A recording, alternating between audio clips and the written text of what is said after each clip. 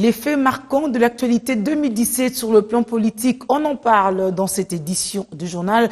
L'année passée a été marquée par des tractations de la mise en œuvre de l'accord de la Saint-Sylvestre et de nombreux soubresauts politiques. Retour en images sur cette année à multiples rebondissements dans ce récit de Guylain Kabalundi. Un réveillon au centre interdiocésain de Kinshasa pour des questions politiques. Une pression sur des participants contraints d'harmoniser les vues pour faire baisser une tension née de la non-organisation des élections en 2016, conformément à la Constitution. In extremis, un accord est enfin trouvé ce 31 décembre-là. L'accord est dit de la Saint-Sylvestre. Il éloigne le pays du chaos et de l'inconnu. Cet accord tombe providentiellement à la fin de l'année 2016 et la veille d'une année nouvelle. Il peut être accueilli comme un cadeau de Noël et de Nouvel An. L'espoir renaît et tout un peuple jubile. Mais hélas, la fête sera gâchée un mois plus tard.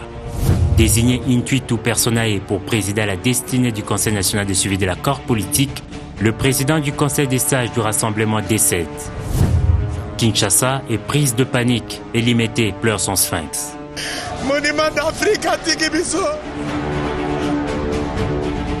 De Bruxelles, où Étienne Tshisekedi a rendu l'âme, des suites d'une embolie pulmonaire, des hommages grandioses lui sont rendus.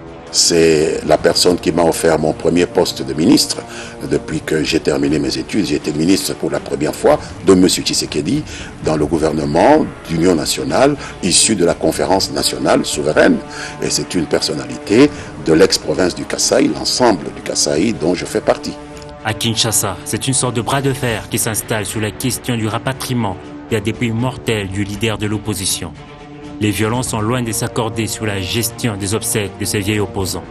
Et dans ces débats ininterrompus, le rassemblement de l'opposition explose, prend des ailes et vole en éclats. La donne change, le contexte aussi. Mais le politique décide tout de même de regagner la table des discussions pour parachever l'accord au travers d'un arrangement particulier.